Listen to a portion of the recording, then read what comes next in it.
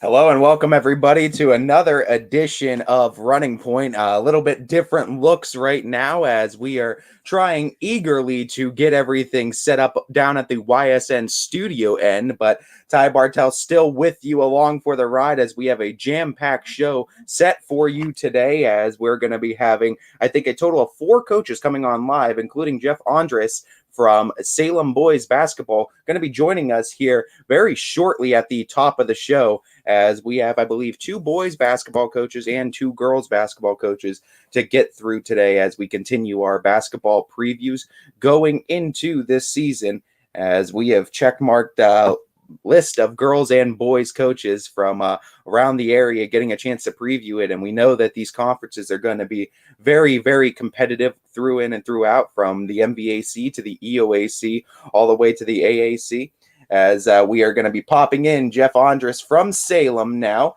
As Coach, how are we doing today?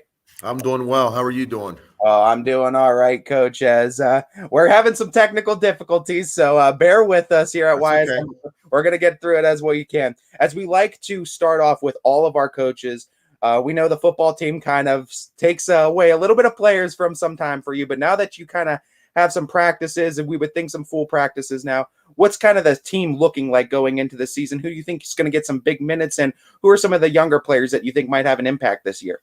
Yeah, we were about a week behind and so forth. So over the last week, we've improved dramatically each day, getting the football guys back. You know, they're a little banged up and beat up and so forth from a long season, but things are coming together pretty well for us.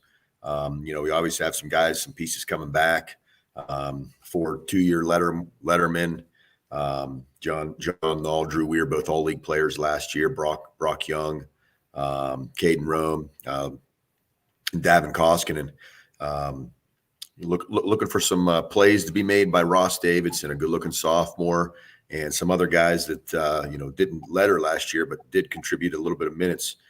Cam Jaquette and Dylan Monroy back out. Austin Sinkovich as well. So we got a lot of pieces, and like I said, things are coming together well. It's nice to have them in the gym, though, that's for sure. As we are getting to pop Anthony in here now, and we got Anthony, so we're kind of getting back on track. Anthony, did you want to ask Coach next question? You go for now on this. Okay. We're waiting for him. Okay, Coach, now that we know this status of the team too, we know going into it, this EBC is always going to be tough, especially on the boys' end for basketball. There's no doubt about that. Looking at your conference and looking at what the competition is going to look like, do you think this schedule is going to be favorable, and what is it going to take for this team to get a piece of that EBC crown? Yeah, I tell you what, it's I think it's going to be a loaded league. I really do. I mean, it was a 3-way tie last year, and there's a lot of good teams coming back. I mean, us, South, and West Branch tied last year for the league title, and all 3 teams are going to be solid again. Alliance is in the mix every year. They're as athletic as anybody. Marlington's going to welcome back their player, Connor Evanich. He was out last year with some injuries, and they got a lot of young kids some time, and it's loaded. I know the YSN area isn't super familiar with the EBC, but you're absolutely right. It's a good basketball conference. We're going to have to play hard each and every night. Every game's a battle. It's hard to win on the road in the league. And, hopefully we just take it one game at a time, and hopefully we give ourselves a chance, and, we'll see how it goes. But it's going to be interesting. It's going to be very competitive and very interesting. Coach, no doubt, too, going into this, we always talk about the growth we see from especially sophomore to junior year. It seems like there's a lot of growth there, and especially, too, junior to senior. What kind of growth have you seen from these players over the course of the summer that's really impressed you? Yeah, I tell you what, last year coming in, we knew we had some players that had some experience as sophomores 2 years ago, and we were looking to take that next step to win some games and battle. Win some games that we were in position to win, and we weren't really ready to do that 2 years ago. And last year, I thought we made some great strides in that regard. And now it's just kind of expecting to win almost. Coming in and having some success last year. Had a lot of guys put a lot of time in, shooting and so forth in the summertime, like you said, which was 2 summers ago. It was a little bit odd the way that things were playing out and so forth. So it was good to get back to a little bit of normalcy, I guess. And, we definitely have some guys that put some time in. And as a senior Latin team this year, we have 7 seniors on the roster. We're looking to continue that success, keep moving forward, keep climbing and so forth, and hopefully compete. Coach, if you can hear me, we feel like technical difficulties. I can hear you. We all know those Salem crazies in that gym get really loud and ruckus for you guys, and the community supports Salem basketball so well. How excited are you to kind of get back to letting them in the gym and being able to feed off their energy? Well, that's the best part of it. I always preach having fun. That's the number one thing that it should be all about, in my opinion. And, it's fun when you have guys behind you, the crazies that are screaming and hooting and hollering and get the other student section involved too, and chanting back and forth. I mean, that's what basketball is all about. High school basketball. It's an electric atmosphere, and we missed that last year. There's no doubt. We got some high flyers. We've had some guys that can play above the rim a little bit, and it's certainly fun, but way more fun when you got guys behind you that are screaming and hooting and hollering and so forth. So definitely looking forward to getting back to that a little bit, and I know even the students are as well. There's a little bit of excitement around even in the hallways here. We know some coaches like to kind of stick with their game plan. Some coaches like to change it up a little bit year to year. How's this defensive scheme going to look with this team this year and with the athletes that you have? Yeah, I tell you what, we're going to try to simulate some of the stuff that we did last year. We want to play fast. We have some guys that we think are pretty good in the open court, and get it out and run. We have some great length. We have some athletes, like I said, that are have the ability to play above the rim. And use their length to force shots and get rebounds and get it out and go. So, I think the less sets and so forth that we have to run, I think the better we're going to be. So really our goal is to get out and play as fast as possible. Coach, when you look at, what it means to be a Quaker and things that you want to teach your kids outside of basketball, what are some things you hope that the boys take after they graduate from your program, from being a Quaker and from being coached by you? Well, I tell you what, it's a little cliche, but hard work and commitment and those sort of things. I think all high school athletics teach you that sort of thing. Being on time and schedule and so forth, supporting each other, picking yourself up, picking each other up when you're down, or like I said earlier, just having fun. These are some great years of these kids' lives, and hopefully they escape here with some memories and that they can look back on and that they're proud of. But just playing hard and representing your community well. Those are things that we hope that to instill in them. Coach, we know every year no two teams are alike. No two teams are exactly the same either from going into year to year. I know it's early still, but what do you think makes this particular group of Quakers so unique? Well, I tell you what, our length, our athleticism, I think is pretty unique in terms of, I've been here 23 years and this is one of the most athletic teams I think I've seen. And also the experience that we've had. We were forced, I guess, a couple years ago into playing some sophomores, when maybe they weren't ready to play, but the experience that they gained and the in-game play that they gained during that season is paying off. It paid off last year as juniors, and this year as seniors. We're expecting the same thing. So I think we're unique in that regard. If you look at some of the other teams that are in the league or even in the area, I think that we have some guys that have played more varsity basketball than a lot of other programs. Coach, when you look at some of the things that you think you can improve on from last year, what are some things that you saw in film from last year's team that you would really want to do better at? Well, we had some guys that put some time in a weight room. We were a little bit weak in some areas, and they put on some good weight. Again, and just kind of, I guess, being patient in the offense and defending better. I think we have a better understanding of that end of the court. A lot of times when young kids come up, they grab the ball, they want to chuck threes, they want to do all those things and emulate what they see on TV. But it's the little things that really get you, where you need to be or to compete. So I think that they understand that a little bit better. Okay, in terms of the way to defend and checking out and so forth, and the importance of those things. With our length, we like to chart deflections. I think that's one of the most underrated stats out there, and I think that they understand that a little bit, the importance of playing with your hands in the air and so forth. So I think just doing a lot of those things more consistently as they have some experience and as we move on to some of their senior seasons and so forth, we got to be a little bit more consistent and a lot of those with a lot of those small things. Coach, looking at it, every coach loves to have that kind of on-court leader, and it could be the point guard. Typically, we see it is, but I mean, it could be any player really on the court. So if you were to pinpoint some of your vocal leaders and lead by example players, who would that be? Like I said, I mentioned Drew Weir and John Null earlier. Drew is a great shooter. He's been a good player for us. He was the county player of the year last year. So he's not real vocal. That's one thing that we really do need to work on, and we're searching for is a little bit of a vocal leader. John Null is a guy that's going to play as hard as he can. So again, he leads by example, I guess. The vocal Brock Young's another one that plays as hard as anybody, and he does a lot of good things. So we're kind of searching for that, to be honest with you, in terms of a vocal leader.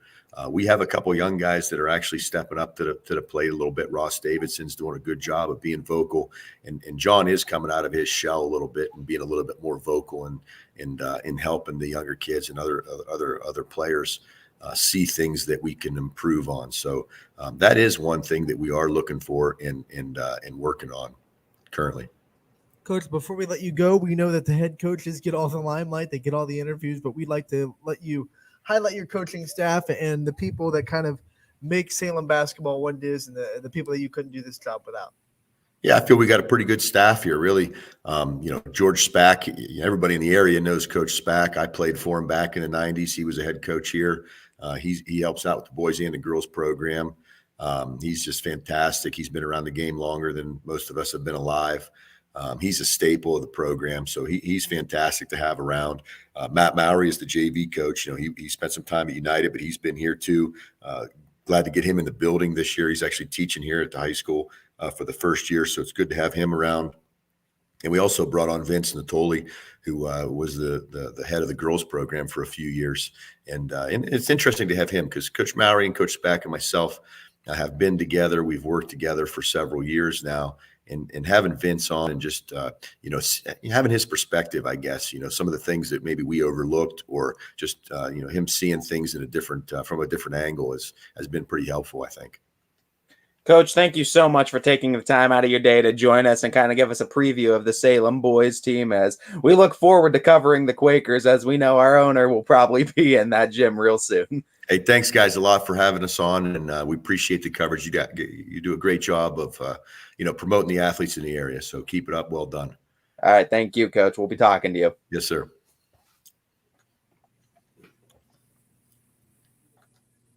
As we get through Coach Andres and just a little bit of a takeaway real quick from that, Anthony, if you don't mind. Oh, I think Salem boys basketball is something that's going to be very exciting. And I'm excited to get their student section back in gyms because not too many places do it like the Salem Crazies. I'll tell you that much. Quaker Crazies. Yeah, there's no doubt about that as we move from one coach to another one, and this one having some success last year as well as we go into the Newton Falls area, and we joined by Mark Baker now, Newton Falls girls basketball. Coach, how are we doing today? Doing well, thank you, sir. Coach, first question, as always, we like to always start off with our meet the team sort of segment. So looking at your team this year and who is returning, who are some of the big names you expect to be on this team, and who are some younger players that you think might have an impact this year? First off, we graduated quite a few kids from last year's team. We graduated 5 seniors, 5 starters, and we really only bring back very few kids with some varsity experience. At the top of that list is going to be Natalie Albert. She's going to be a junior, been playing now for quite a while. She's our little sharpshooter on the outside, and the other 2 would be Shelby Fowler, forward, plays around the baskets for us, and then a couple girls got a little bit of time last year, young girls, sophomores. Danny Drake will be our point guard this year, and Chloe Butler will be one of our off guards as well. And all 4 of those girls are really expected to have high contributions throughout the season. Coach, you look at this MVAC grade tier on the girls' side. It's a gauntlet of his conference. Liberty's everybody. Crestview always great. You got Garfield coming in.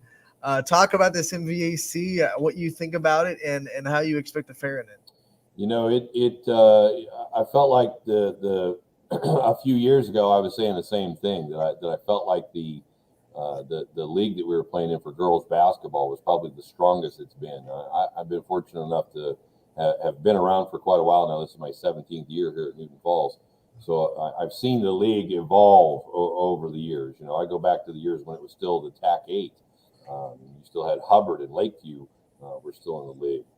So the league has continuously evolved, and it's just gotten stronger and stronger. And it's had some ebbs and flows on the girls basketball side of things, but I really can't tell you a time that I remember or recall at this point that there are so many strong basketball teams. Obviously, I'll start with Brookfield.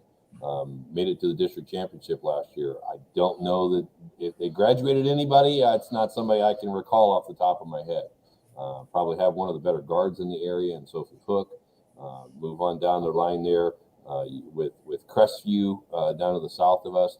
Again, has a lot of kids in his program, a lot of athletes. Crestview in general, girls volleyball team went to the regionals, boys soccer team down at the state finals. They've got athletes right now walking around at Crestview High School. Champion as well. I believe Champion will probably have a young team this year, but his young kids are talented. They're very athletic. They're multiple sport athletes. LeBray, again, maybe has one of the better guards in the area over there on their team. And I know their numbers are a little bit down as well, but they're going to be a strong team as well. And now we bring in the addition now of Garrettsville coming into our league.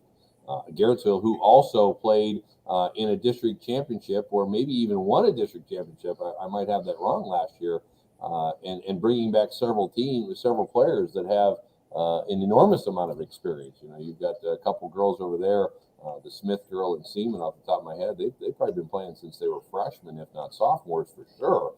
So they bring back an enormous amount of success as well as experience that teams like my team, for example, this year, lacks an area that I can't teach. They lack the experience right now, and that's something that I just can't teach that. I can simulate it and practice and do the best I can, but until you've been there and done that, there's a learning curve that's going to take place.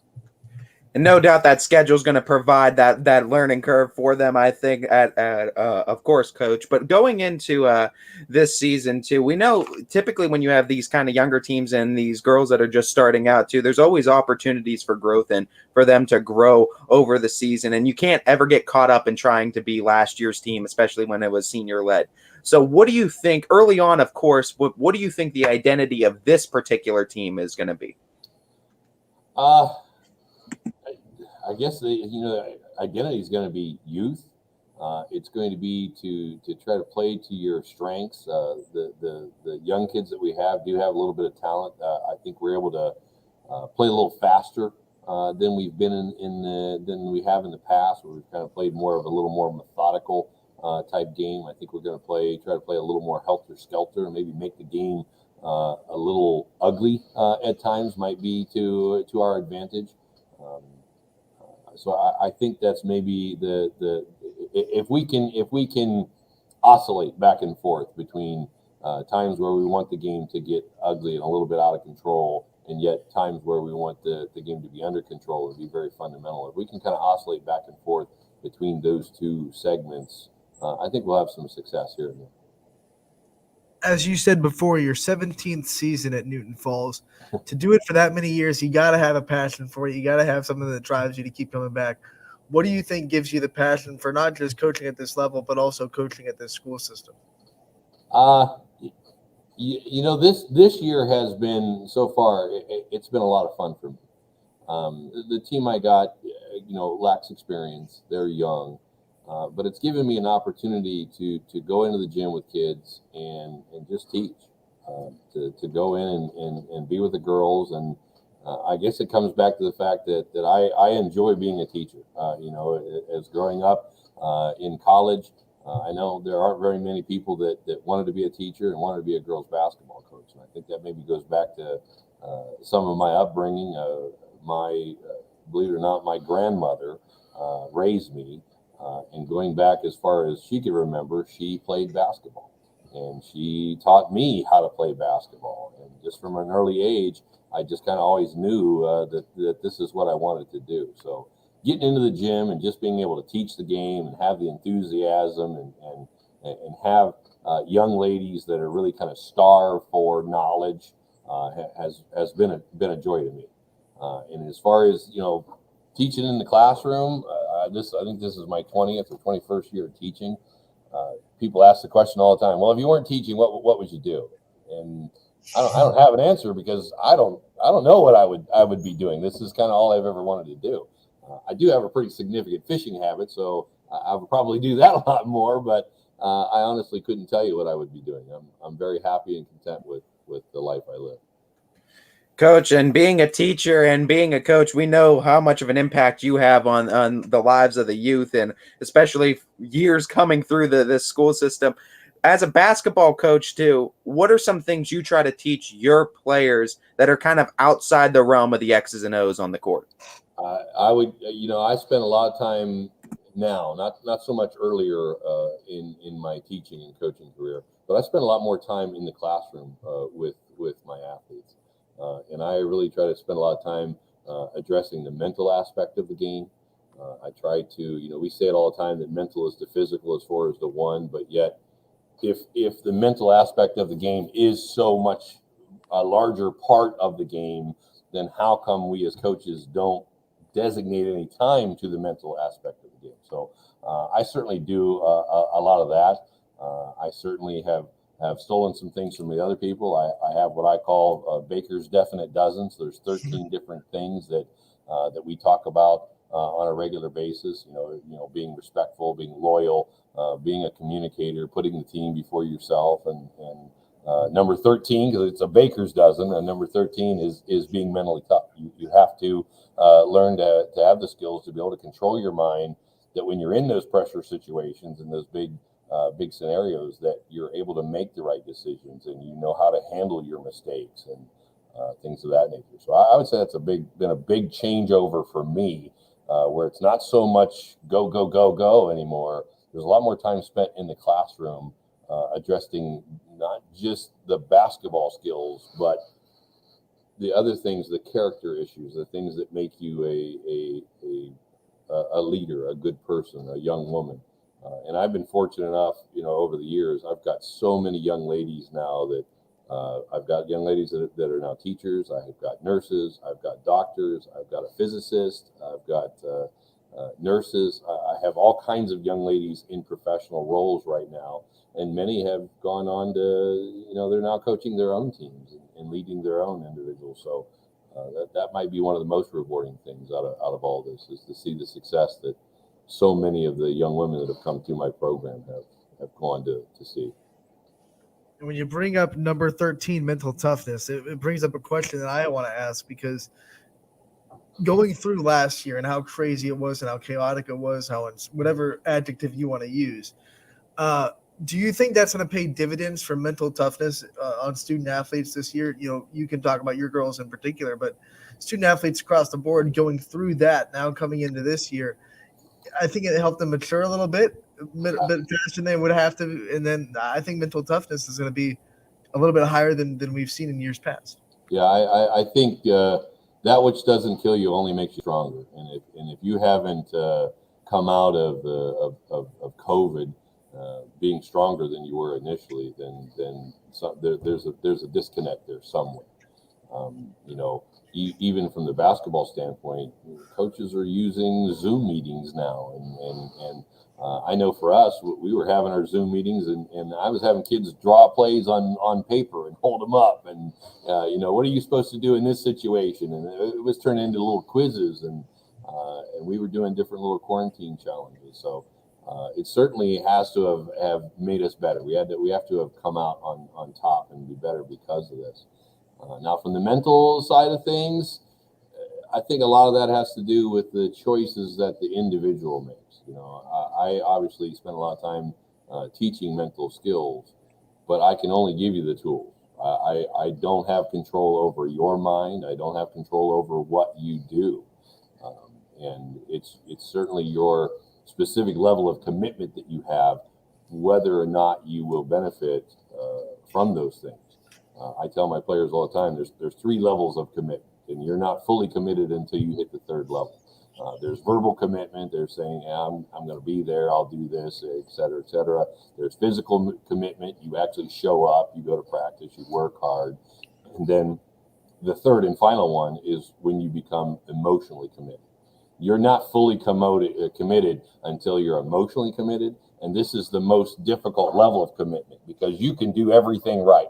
You can do everything. I take my team, for example, last year.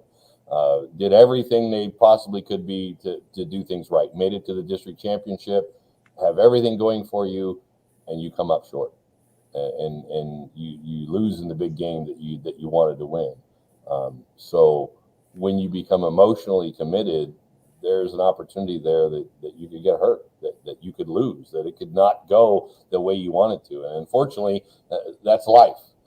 Life it'll put you to your knees if you let it. And how you bounce back from that determines the type of individual you are. So I certainly think, I would hope that people will come out of this better. I hope people will come out of it more mentally strong, but I think a lot of it has to do with the individual choices that they make, because they're ultimately the one that's going to control their mind.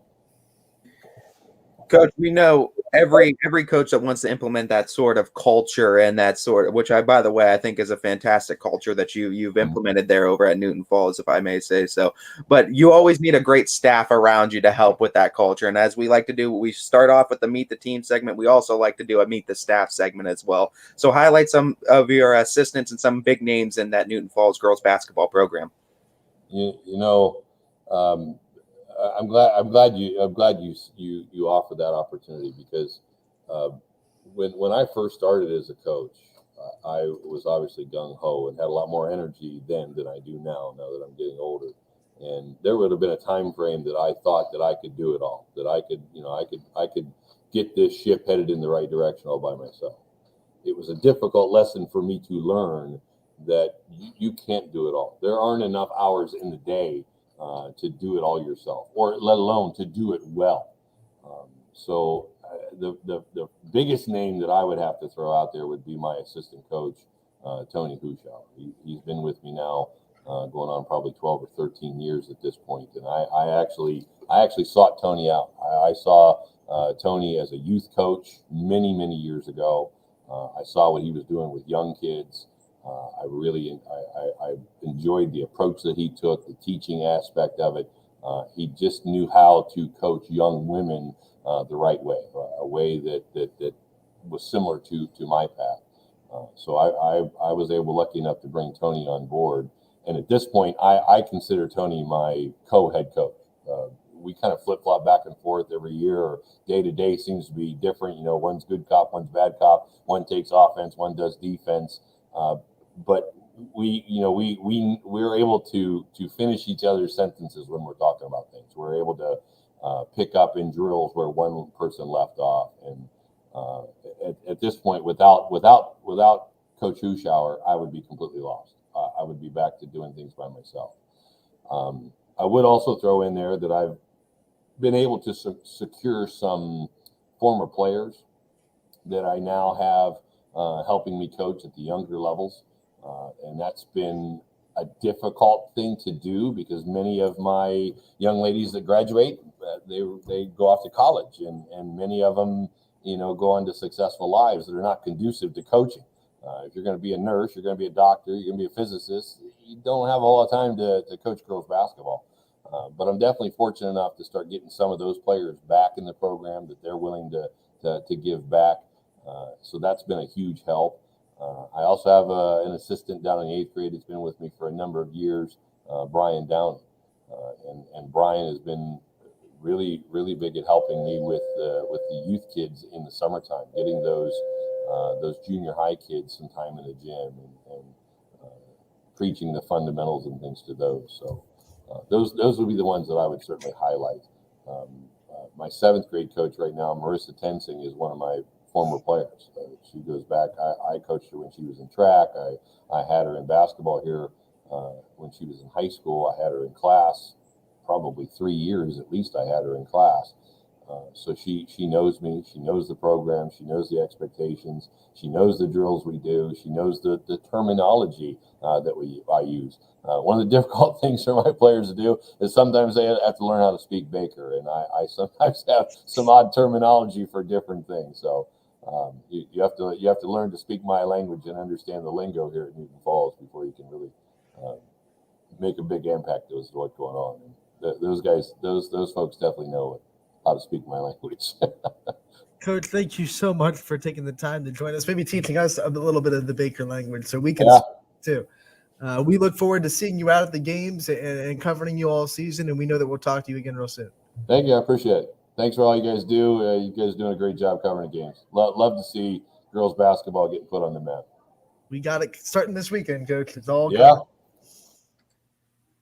As we had Coach Mark Baker from Newton Falls girls basketball, and a great interview there. As we now await Tanisha Franklin, we're about to get ready to put her on from East girls basketball, and great interview there with Coach Baker of Newton Falls.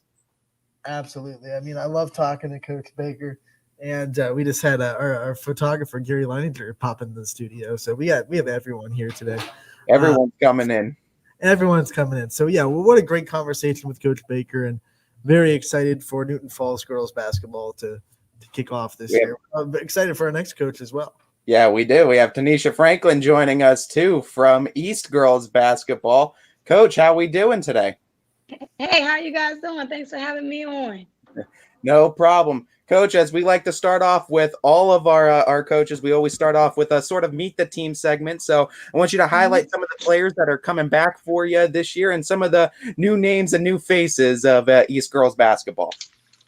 Oh, I have our junior point guard, Samara Cologne, who has been phenomenal for us. She started at the point guard position for us as a freshman. So she's our only veteran that's returning from last year's team. Have some freshmen, a lot of good freshmen, talented freshmen, athletic freshmen who's coming in. Johniqua Clay, who's amazing. Melissa Crankfield, who's also amazing. Those two are going to be playing, starting and playing some big varsity minutes for us. But our freshman class is really talented. Looking forward to coaching them this season.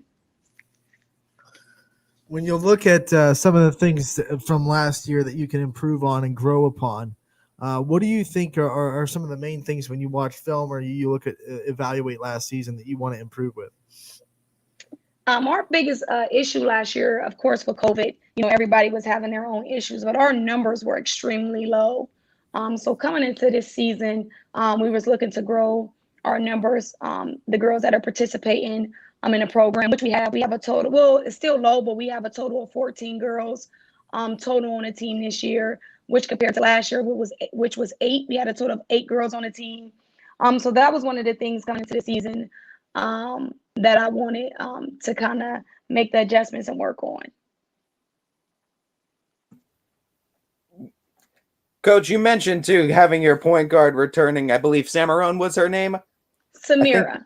Samira, that was her name. Uh-huh. And you know what? I feel like I've seen her this last year too, because I was she the one with the master of the hook shot? I think she had either a hook shot or a running hook shot that I remember. Yeah, that's her. Really, really That's good.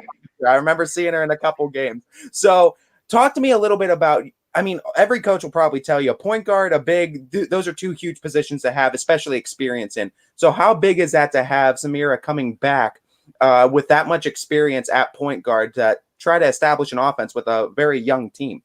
Good question. Being that our team is so young, just with any sport, when you have your quarterback or your point guard returning, it provides some solidarity on that team for you because you have your general on that floor. And what her experience is, it's going to lead us, especially our younger kids, because she has that experience. So having her return definitely provides us with a lot more stability for the younger kids that we have on the team this year. As we all know, culture is so important to success in basketball, and you guys have a great culture at East and all your athletic programs. What are some things that you would like your girls to take away from being an East Golden Bear after they graduate from your program? One thing that we teach at East High School with our culture is just grit, right? Just being responsible and understanding that you are building yourself now for the future. So we're not thinking of right now. We're trying to build ourselves for the future. Even with our graduates, once they are graduating high school, we want to make sure that we are equipping them with life skills once they graduate high school and get ready for the real world. So it's the same thing with our women's basketball team. That culture is discipline. We want to make sure that you're equipped with real life skills once you graduate high school. So once you enter that real world, that you're prepared for it. I love the new gym too at East High School. I love that. I love the style of that gym. I think it's beautiful. Talk to me a little bit about how excited you are with the COVID restrictions kind of loosening now a little bit, getting back onto that floor and just having some people coming out to watch you guys play now. Yeah, everyone's excited. Due to COVID, we weren't allowed any fans until like the second half, end of our season. So everybody's excited to get our fans back into the gymnasium, to root us on and get back to some normalcy, to see our fans there in those stands that's cheering us on. We're excited, and we open up Friday night in Lakeview, so we're extremely excited to have everyone back in our gymnasium. Thank you. The gym is actually really nice. Thank you. And like you said, you got 2 days till game day. Lakeview's coming to town on Friday night. Give us a little bit of preview of this first game, what you expect to see from your girls. What are some of the goals of the first game? And maybe a little bit of a scouting report on Lakeview and what you expect them to bring to the table. Lakeview is a well-coached team, so I'm sure they're going to come out and they're going to compete. Our motto is respect all but fear none. So we're expecting, them to come in and for it to be a good game. I'm expecting for obviously our general, Samara Cologne, who's our only returning starter. She's only a junior to kind of lead us. I'm looking for us to play together. I'm looking us to play very well intense defense and allow our defense to create our offense for us. Coach, we know I think Youngstown City Schools have some of the best coaches that come through it too, and I think some of the best as far as fans and support, community support. It can still be a village at heart, both East Side, West Side, no matter what. Talking about that, how much does it mean to you to be a representative of the city of Youngstown and be representing this girls basketball team? Oh, it means everything. It feels good to be a role model to the students that we serve here at East High School. The community is great. The people in the community is awesome. They rally around us. They support us. For girls basketball, I can say that our games are pretty packed with fans from the community that's coming out and supporting us. We know your girls work just as hard in the classroom as they do on the court. How proud are you as a coach when you see one of your players not just succeed in the court, but also kind of go and show off in the classroom a little bit too? Oh, it's an amazing feeling. Feel like a proud parent. I just got done, as you know, I'm an athletic director as well. I just recently got done doing eligibility, and all of our girls or athletes are eligible to participate. So I was extremely excited about that. Just day in and day out, we have study table for an hour each day before going into practice, and me fussing at them about their grades. And just to know that everybody is eligible to participate is overwhelming with joy, but also feel like a proud parent. Coach, there's no doubt that kind of culture is always going to breed some sort of success, and if not, it's always going to be a huge impact on these young ladies' lives as they get older and go through life. Talk to me a little bit about some of the staff that is there to help you along implementing this culture, and shout out some big names inside the East Girls basketball program. Alongside our principal, Miss Deborah Canberra, who's our head principal of the school, they are very supportive and stay on our kids and teach them life lessons. But my assistant coaches are also friends of mine who I've known for years. Cheryl Green in particular is one who's been with me since I returned back to East. And that support of seeing the consistency with the coaching staff has been tremendous with the growth of our program, because the kids are seeing the same people. We are speaking the same philosophy. Our men's basketball coach, Mr. Whipple, who's just came down from coaching at the collegiate level, has brought so many expertise and experience down here with him. So it's great alongside working with him and us preaching the same thing, same culture, trying to build this culture. So it's good to have the support of everybody, but everybody has been great, from the coaches of both teams and other sports as well, to our athletic trainer, to our principals that are in the building as well. Coach, thank you so much for taking the time to join us today. I got to be a busy schedule with being an athletic director and a basketball coach so close to the season. We appreciate the time. We look forward to covering you guys all year, and we know that we'll talk to you again real soon. Awesome. You guys are awesome. Keep doing what you're doing. We appreciate the support. Hope to see you guys out at some games this year. We'll be there. You know, Awesome. we Have a will be- good day. I appreciate you. as I was Coach Tanisha Franklin from the East girls basketball program. And you know what? Hey, when you're starting with a fresh slate like that, and especially a young, heavy team, your point guard's even a junior, so bringing back experience, but you still have her for another year. That's what I'm talking about beginning of the season basketball being so exciting. I mean, Yeah. honestly. Look at that. I mean, it's a lot of meat to kind of take in. We just had 3 back-to-back interviews, and we're not done by a long shot either. I mean, we got a couple of ones that are pre-recorded we're going to play for you guys, and we still have Coach Denman from the champion boys basketball team coming on live on the show. So Glitch Gremlins tried attacking the studio, but they can't keep us down. But no, we should take our first break though after three consecutive interviews. Once we get back, we should have some pre-recorded interviews for you. And like we said, Coach Denman from the champion program going to be coming on at 1:00. We're going to take a break. We're going to see how this goes because I'm going to put the break on StreamYard, then go upload these pre-recorded interviews to our OBS. So we'll just we'll see how this goes. New things happen all day. Some are good, some not so good. In today's complicated world, while you're busy working, playing, and living life, we're busy helping you make sense of the day's news. And there's only one place where it comes together with clarity, context, and accountability. It's 21 News at 6 with me, Madison Tromler, and Derek Steyer. 21 News at 6. It's what the day's news really means to you. Welcome home to a home made homier with Baird Brothers Fine Hardwoods. Inspiration starts at BairdBrothers.com and is turned into reality when high-quality hardwoods are delivered right to your home. Baird Brothers has the latest design trends, shiplap and skinny lap interior siding, antique oak rustic flooring. And, well, you'll find them all at BairdBrothers.com. Ordered easily, delivered conveniently, enjoyed comfortably. BairdBrothers.com. At Greenwood Chevrolet, shop with confidence knowing we're ready to go the extra mile for you. With the largest selection of used vehicles in the Valley, backed by the Greenwood Advantage Warranty. Every one of our vehicles has undergone our own 126-point inspection, so it passes the most important inspection, yours. No other dealership has the extra inventory, gives you extra for your trade, and goes the extra mile for you.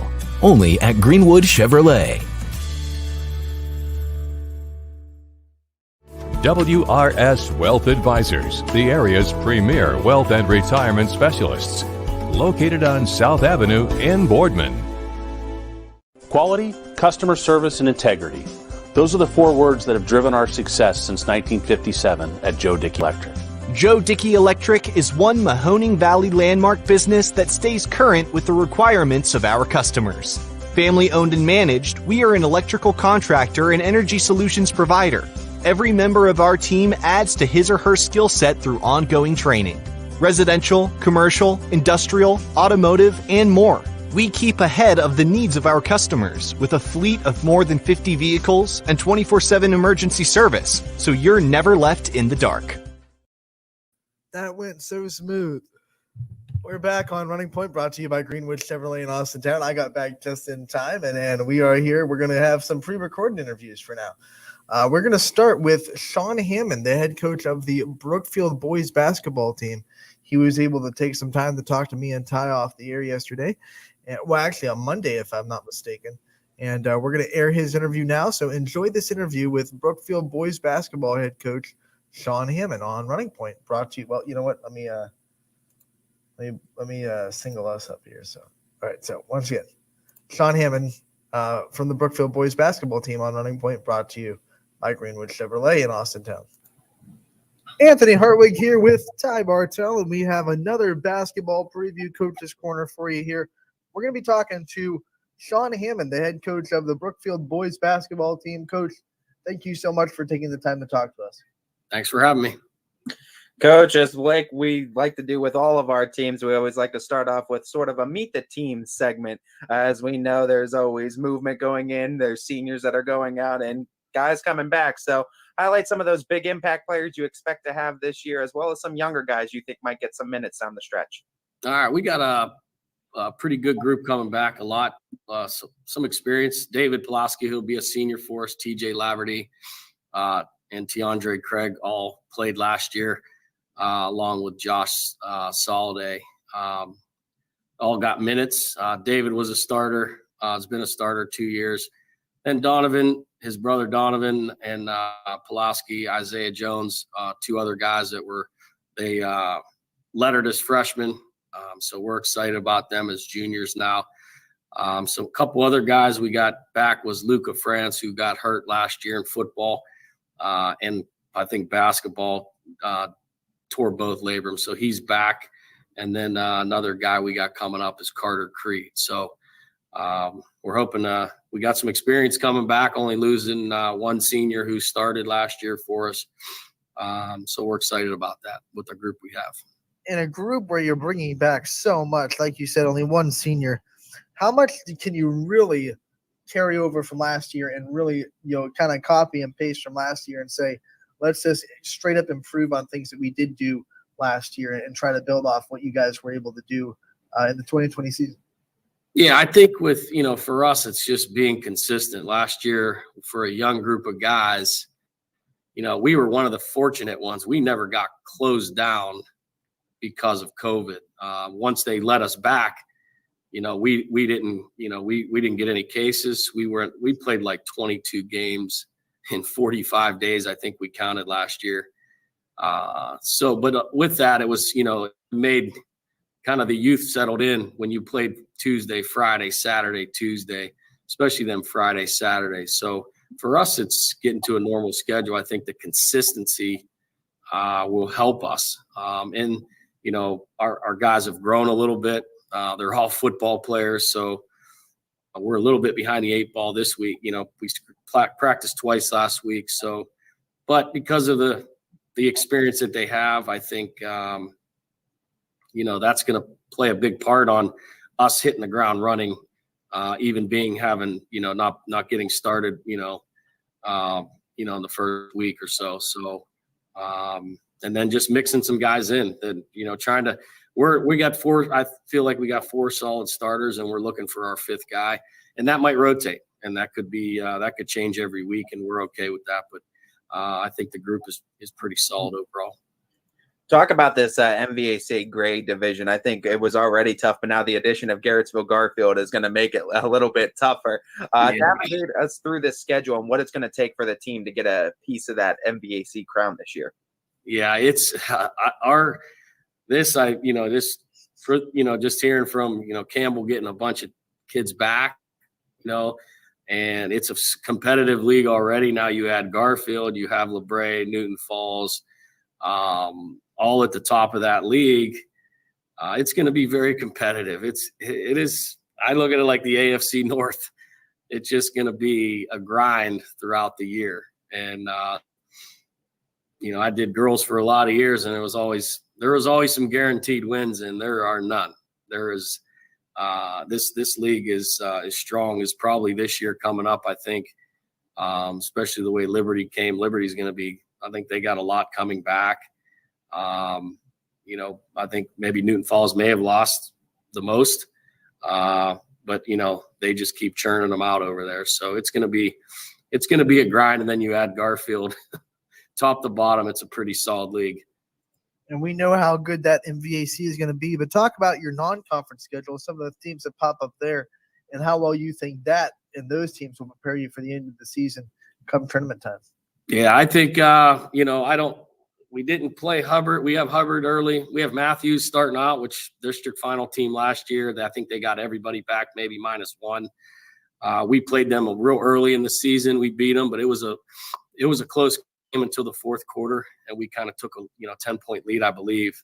But they're very athletic and can shoot the ball, and so we have to go their first game. So that's going to be a tough matchup. We have Hubbard later on after that. And we also, I think we have Maplewood, Southington. What do we got? And then we got Heartland Christian. So Heartland, obviously, we played them game of the week in a close game. So I know I think they're pretty sure their point guard's back. I'm not sure who else. I think they lost maybe a few of those starters, but they're pretty solid down there. So, for us, we know our non-league, we're Division IV, and our league conference alone will get us ready, for the tournament. Coach, you talked about the practices you've already been able to have the kids come out and participate in, but after the course of the summer and now this football season, talk to me about some of the points of growth that you've seen from a lot of these guys that are returning. I think for us, for a little bit of us, it's some size. Donovan has grown a little bit. David put some size on, put some weight. These guys spend a lot of time in the weight room. So I think for us, that's going to be a huge help. Because we, sometimes we think we're big here at Brookfield, then we get on the floor with everyone else and it's, they got 3 guys that are 6'3" or whatever. So I think that'll help. And their experience from last year, these guys are competitors. They play, some of them also play baseball, and these guys are 3-sport guys. Some of them, most of them are 2, at least 2. So, they compete. It doesn't matter who we play. I know this group, are going to come out and they're going to compete hard, whether we win or we lose. I think that's where, for us last year, I think we haven't shot the ball well overall. That just, it's tough when you play multiple sports to get in the gym and get guys that do it on their own becomes an issue. But there's not one thing. These guys are going to play hard and they're going to compete. And that's what we're going to play defense and hang our hat on that. And, hopefully some of our athleticism stuff that will take care of some of the offensive struggles, that we've had in the past. Let's talk about these Pawlowski brothers, because we saw them in football and they put on shows the night in and night out. And it was almost like they had this brother-brother connection where they knew where each other was going before they even did it. How much of an advantage is it to have this kind of chemistry on the floor where it's literally 2 brothers that kind of have this unwritten language between them that, I'm going to go in, and before anyone else even knows what's going to happen, they kind of know what's going to happen with each other. We saw it more when Donovan was a freshman and David was a sophomore at practice, and they were playing together a lot, but it was on defense, believe it or not. I mean, because, some of our zone schemes that we use, they're at the end of it, or they're at the top end of it. And they just play really well. They have each other. They rotate well within the defense according to one, and they just read really well, and I think that just they're hard-nosed kids. And David, I can't say enough about it. I haven't had a kid, and I coached 13 years, as a head coach with the girls, and I've had some hard-working girls that, not great shooters, and they, have their offensive, struggles at times, but there's no stat for what he does. And his brother, he's right behind him. These 2 guys work really hard, and we saw it early. When they practice, we would practice and they'd press us with our varsity guys, and they moved their way in, very early because of just the way they compete. They never worried about who they were playing, if they were playing against older kids or nothing. It was just about competing and winning in drills and in the half court set stuff, everything. So. And I mean, obviously, looking at this Brookfield schedule, it's going to be a fun year with a lot of fun matchups. We know the Brookfield community shows up well, but if there's anybody on the fence, what's kind of the selling point to come out and check out the Brookfield boys this year? I think they're, that just not being able. A lot of people weren't able to, and they watched it. They enjoyed watching it at home, but I'm hoping they'll come back and because this group, they're a pretty good group. They like to get up. We like to play a fun style to watch. We got 2 guys that can dunk it, and believe me, they're trying their tails off to do it. So every chance they get, and I think it can be exciting basketball, for people. So we're hoping they come out and they have a good following. This group has had a good following. Their parents are very supportive, and they bring relatives and everything. So we're hoping to get that student body back and get them guys in there and going, because there's going to be some good basketball teams coming in. And, home court advantage, I think this year could play a huge part when it comes down to who's going to be at the top of this league. Something that I just thought about, when you're going on the road and you're playing against the other team's crowd, I think last year might come into effect. I mean, you had to build your own energy last year because there really were no crowds. How much do you think that experience of last year and having to kind of form your own energy and own momentum is really going to build this team's ability to go into hostile environments and win on the road? I think our fans travel pretty well. That's the one thing good for us is, if you're having a little bit of success, you're going to get even more people. You get them, but when you start, if you can be winning games and have consecutive wins, they're going to say, oh, we're going to see them. Doesn't matter. And now that, the league is heavy with some talent, I think that's going to get people more out there to see these kids come and compete and see some good basketball games. We're excited, because and I just look at the league and the competitiveness, and I just hope we're right there in the mix. I think we can be, but, until you get out there and do it, I mean, that's where but I think, our fans alone travel well, and that's a big boost for us at times. Coach, we always like to do a meet the staff segment with all of our coaches because we know all of our coaching staffs are huge to the area programs. So we want to give you the chance to highlight your assistants and other big proponents in the program for Brookfield boys basketball. Yeah, I've been fortunate because with the girls, when I made a move and I moved my whole staff, minus one person, but I John Littman does my 8th grade. Connor Flip is he played for us a few years ago. He's doing 7th grade. My varsity guys have been with me along with John for 18 years as a head coach. So Jason Warner is my JV coach. And then Kevin Boyd, who's been in the girls and now with the boys program for 20 plus years. He was there before I got there, and he's our varsity assistant. He helps out with the freshmen also. And then we added Aaron Lovelace, who's a new teacher at school, who's going to help out with and take our freshmen on the road. So we're pretty lucky.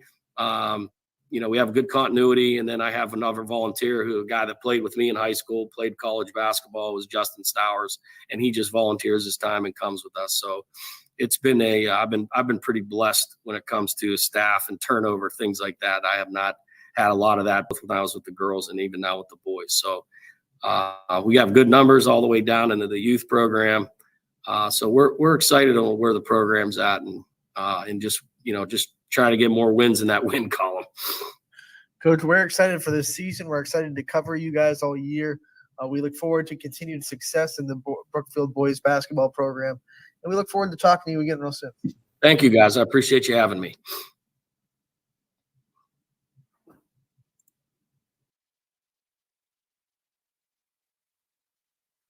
Welcome back to Running Point on ysnlive.com, brought to you by Greenwood Chevrolet in Austintown. That was a pre-recorded interview with Brookfield's boys basketball coach, Sean Hammond. And what an interview it was for a coach that is going to be in a very strong MVAC grade tier on both sides. I mean, we've already talked to Mark Baker, the head coach of Newton Falls, about how strong the girls' side is going to be.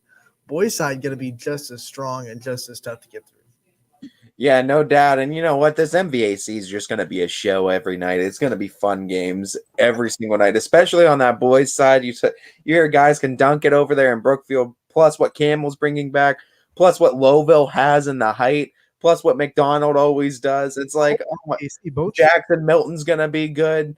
I mean, there's so many teams on both sides of the MVAC divisions. We should be sticking in the MVAC because at 1:00 we're expecting Coach Denman from Champion. That's right, Champion from the MVAC. Great tier.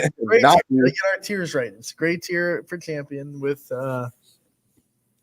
Crestview and Campbell and Brookfield and Newton Falls and Garfield. That's going to be a fun division.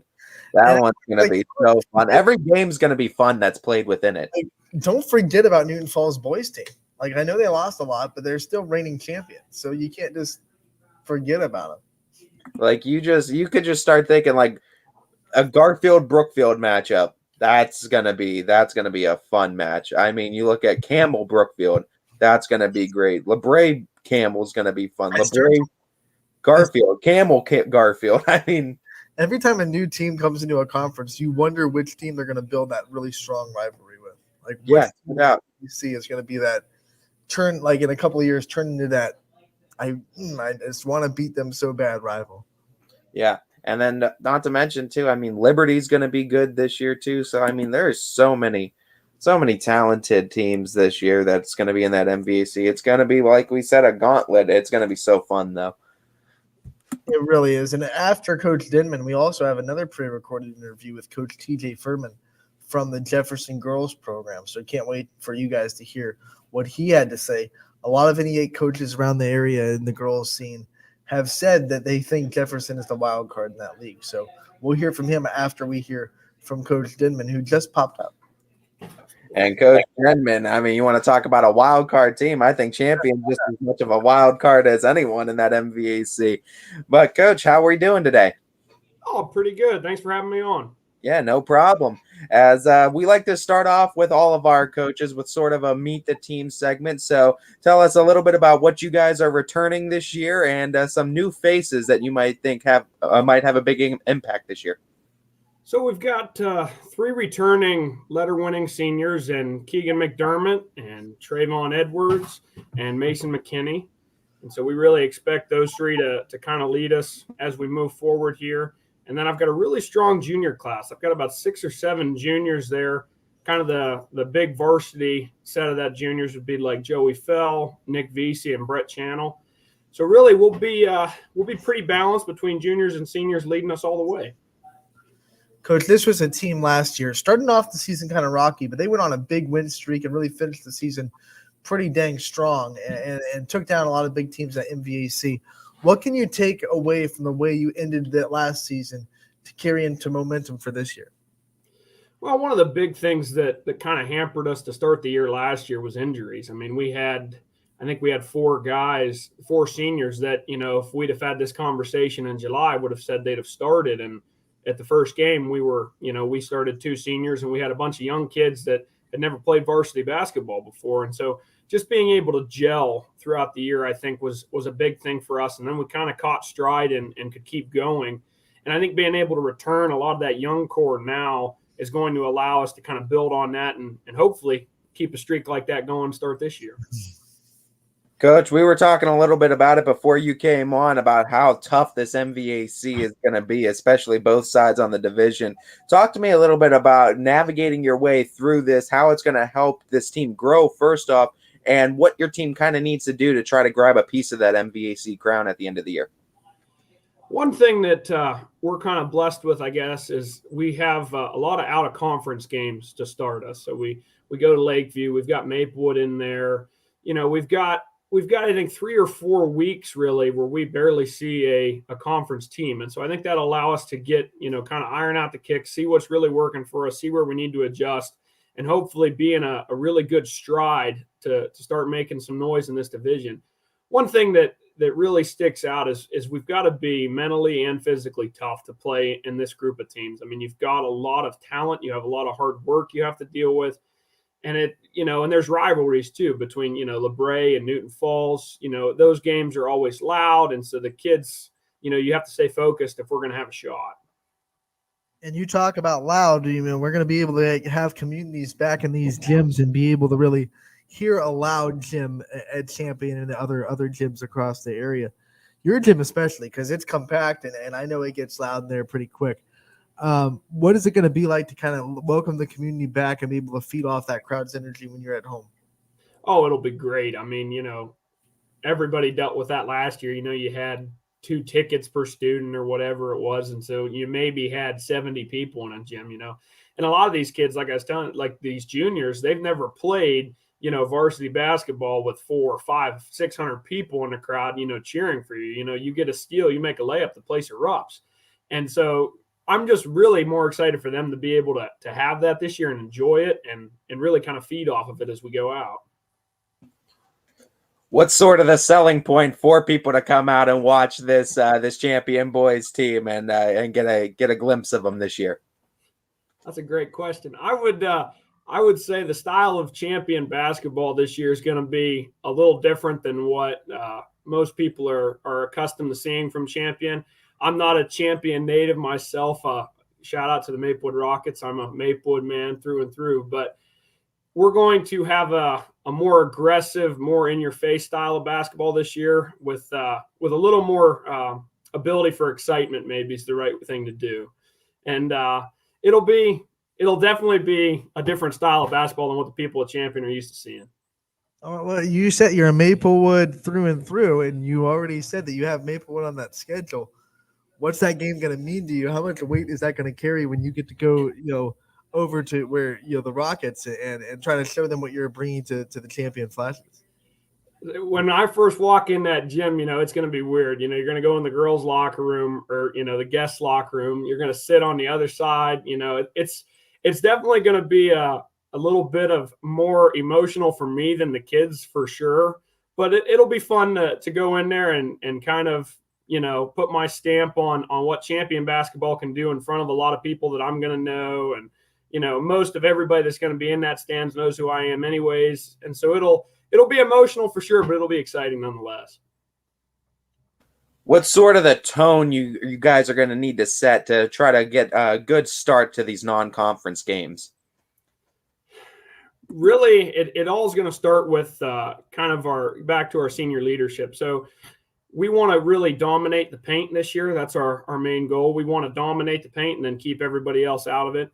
And so our ability to establish our inside presence with Trey and with Keegan McDermott and a couple other guys like that, taking care of the post and establishing that inside presence, and then being able, when the doubles come, kick it out, knock down some threes, and then on the defensive side of the floor, keeping everybody out of the paint. We know that coaching high school is about helping these kids grow off the court as much as they do on the court. When guys graduate from Champion and they leave this program, what are some things that you hope that they take away from being with you and being coached by you? I hope that's a great question. I'd say I hope the biggest thing is that, they can remember that they played for somebody who cared about them, not so much as a statistic, but as a man, as growing into a man. And I try to teach these kids every day. We have what I call a thought of the day at the end of practice. And basically that is just something to build on bigger than basketball. We talk about respect and even things just showing up on time, things like that. And I hope that once these kids do leave, the program and go on to bigger and better things outside of high school basketball, then maybe they key on to some of those things that I'm trying to imprint on them that's not basketball oriented. Coach, looking at this season too, we obviously know there's going to be so many opportunities for growth. And the culture that you guys are trying to set there, what are some of the biggest things you've learned about yourself as a coach and why you want to start implementing into this culture at Champion? Well, one thing I'll say for sure is I've learned what I'm not good at, more so I would say than what I am good at. And but one of the beauties of that is, we're able to have a varsity assistant, we can have a JV coach, we can have a freshman coach. And so one of the best things I think I've been able to do is hire 3 guys around me who are able to do things that I don't succeed at, or I shouldn't say that I'm getting better at. I've got Derek Morrison as my JV coach. He is a conditioning specialist. He actually was an athlete at Youngstown State. He's got these kids in a level of shape that, I never would have that ability to do. And, my freshman coach, Joe Abramovich, he's a point guard and a shooting guard by trade, and I played inside. So I have his ability to kind of bounce ideas back off of him. What is a guard thinking about in this situation versus what I'm thinking about? And then my varsity assistant, I can't, thank him enough. He has taken care of so many things outside of the court and allowed me to really focus on the kids and on the game. So I think the biggest thing is being able to understand what I'm not good at and put people around me to help build the team in that way. And hopefully the team will see that too and understand, okay, if I can't, if my role is not going to be to go have 20 a night, I can play defense. I can go rebound to basketball. Find what we're good at and really let's build this team together on what we can do well. And you talked about what a great staff you have there at Champion. talk a little bit about and go into some of the time that is taken into, the coaching. And I don't think people respect enough. I think they think you guys just show up at a game and yell at the sidelines, and that's pretty much call it a day. So I want to give you the chance to kind of go into all the stuff that you and your staff do to really try to put the best product on the court as possible for these kids. Well, I'd say the biggest thing that we do that goes unseen goes into our practice plan. And so our goal at any practice is to maintain a level of intensity for 2 hours, 2.5 hours, whatever we're going to do. And so we spend 20 to 30 minutes after every practice. The four of us sit down and we say, okay, on a scale of 1 to 10, what do we think practice was today? Were we a 4? Were we an 8? Where were we at? And, just prime example, a couple of days ago, we sat down and we're like, man, we had a 4 today. What was going on? And we go back through the practice plan and we say, okay, we lost intensity here. This drill didn't have enough time. We need to do a better explaining here. And so then for, that next 15 to 20 minutes, we say, okay, how can we as a staff be better tomorrow? And how can we address any issues that we had today? So, practice is, say 4 to 6, we're in there till 6:45, 7 o'clock saying, okay, tomorrow, here's how we're going to get better. And let's move forward from there. And we'll reevaluate every day. And so I think a lot of people, like you said, they see us on the sidelines. They see us yelling. They like to yell at us if we're not doing something right or we're losing games or anything like that. But it's being able to sit back and say, okay, practice wasn't great today. We're the ones who set the tone. We're the ones who, we make the plan. How can we do a better job to keep the intensity where it needs to be and let these kids learn?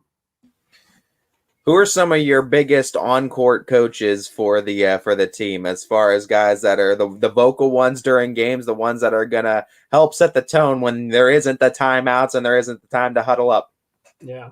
I would say on an X's and O's side of things, I'd say my point guard, Joey Fell, is really, really taking on that leadership as far as X's and O's go.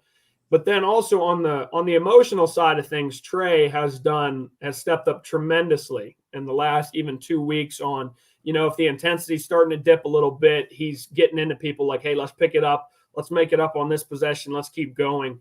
And like you said, when we get to games, especially fourth quarter, I'm out of timeouts. It's going to come from them, and I can just hope that we've prepared them enough that when those situations arise and we need another level of intensity, that we can get it at that time. No surprise at all that Joey Fell, the quarterback, is going to be one of your leaders. I mean, it just lends itself to being a leader. Coach, thank you so much for taking the time to come on and preview champion boys basketball. We look forward to covering you all season, and we look forward to success, and we also look forward to talking to you again real soon. Awesome. Well, thanks again, guys, for having me on. I appreciate it. That was Coach Denman, the head coach over at Champion for the boys basketball side of things. And wow, what an MVAC. And now we're another checkbox in the MVAC of coaches we get to talk to. Yeah, no doubt. And I mean, the boys basketball side of things is going to be so fun in this MVAC. And like I said, I mean, every single night, once we get into conference play, it's going to be almost must-see basketball. And it's like, you can't be at two places at one time. You should go to a game, have YSN on your phone, and you could be watching the game while you're at another game. So still fill up these gyms, but you could be still watching YSN. So you could be two places at once. Bring your iPad too. You can watch 2 games at once. Yeah, why not? I mean, still get there for live action games, but hey, have that phone ready and you could be watching YSN to be at 2 places at once. You will have to watch this in VAC because it's going to be – it's must-watch basketball, I think. It is going to be must-see, especially on the boys' side of things for this MVAC.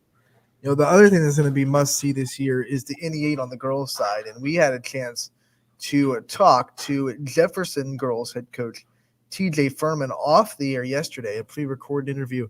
Going to air that now, and this is one of the teams that Ty, a lot of coaches that we've talked to inside the NE8 say that it's going to be a wild card, and we're about to hear why from the man himself, TJ Furman, the head coach of 3 different sports. He does a little bit of everything at Jefferson, and this is our conversation with him on Running Point, brought to you by Greenwood Chevrolet in Austintown.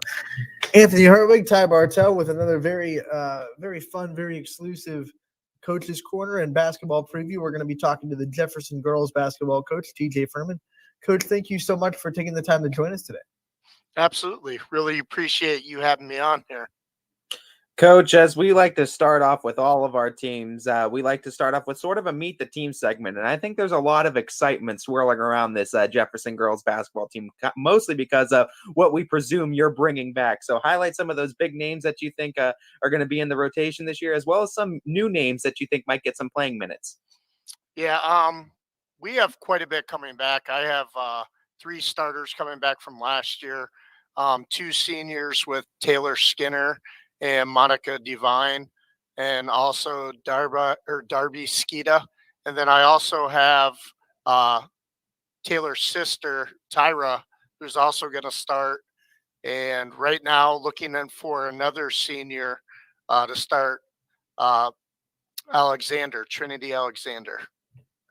You look at, I want to single out Taylor Skinner really quick, because I think if you ask a lot of the coaches in the NE8, we've talked to a lot of them, she's going to be one of those names that they expect to be something to really be heard from in the NE8 this year, with so much talent graduating from last year. Talk about what you expect from her this season, or how she's grown over the years, and what's going to be asked of her now that she's a senior.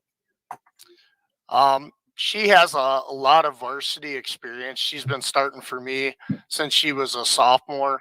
Really took it to the next level last year by developing a lot of her skills. And she needs to be the leader of our team, both defensively and offensively. I mean, she really does a great job defensively and getting into the schemes and blocking a lot of shots. Also rebounding. It's very crucial that her and Monica both just step up their game and are able to get a lot of the rebounds.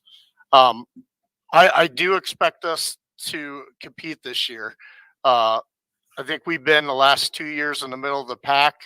I would hope that, my goal has always been able to compete at the top level. So we'll see. Coach, I think you know well, too, and we got a preview of it, too, when I was in that booth up in Jefferson, seeing that crowd and seeing how much it meant to be there at some capacity this year. How much do you think it's going to mean for this girls basketball team now to have that gym opened up a little bit and have those crowds there to support them? Honestly, I think it's going to be awesome. I mean, we missed that last year by just being able to let the other students come in and cheer on our girls. And I think that brings in, a huge advantage when you can pack the gyms with, your home crowd. And I think it definitely will be a boost. I know football this year was awesome. Our Jefferson volleyball girls also had a great year, and the gym was packed. So I'm looking forward to the same thing. Coach, when you look at the NE8, we've talked about the teams you'll be playing in the NE8 schedule. What about your non-conference schedule? What are some of the teams that'll pop up, and how prepared do you think that non-conference schedule will get you for the end of the season in tournaments? Our non-conference games are mostly local schools. We play a lot of the Ashtabula County schools. We have a lot of local rivals. We play Edgewood, Lakeside, Conneaut, PV, which is who we're going to open up against, who is a very tough Division III team. We play a lot of good competition. I know going into the NE8, which is extremely hard competition, it definitely, I think, will help. But I think mainly the importance of just playing local teams for us. The girls know each other. I think the competition amongst other county schools, it's important to the girls. Coach, I think a lot of the props and nods to your team this year go to what other coaches, especially in the NE8, are saying about you guys being the wild card and kind of the dangerous team going into this year. I think the biggest question going into it is the growth of those younger players and what happened over the summer. So in the growth points that you've seen, is there anything that you saw that you really want to point out that really surprised you as a coach, or maybe not surprised you as much as you just want to acknowledge them on what the point they grew on? I think the biggest thing is the new younger girls just being willing to put in the time and just to see what we do. the hard work that goes into a full basketball season and understanding our concepts. And I think that's probably the most important thing. We have 5 freshmen this year, which we usually have a little more than that, but the 5 freshmen we have coming in are very strong, and I'm looking forward to seeing what they can do. Couple really good shooters in Trinity Veliquette, and also Tatum Bardot is also another freshman to look out for. As far as other people that will help, Mia Contenza is also going to be a big help for us. She's a sophomore, really athletic. I really liked her growth and improvement over the summer. I kind of challenged her with ball handling and improving her shot, and she has really done a great job on that. So I'm really looking to see how the younger group mixes in with our older group. I love that you're keeping your non-conference schedule local, because almost every league game on the road is going to be quite a trek for you guys, as you obviously know. Because we always talk about how other teams handle the trip to Jefferson on their schedule.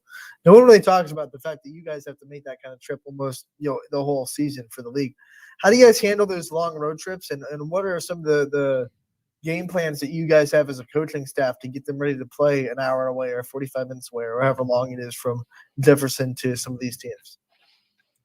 Honestly, we just treat it like any other game.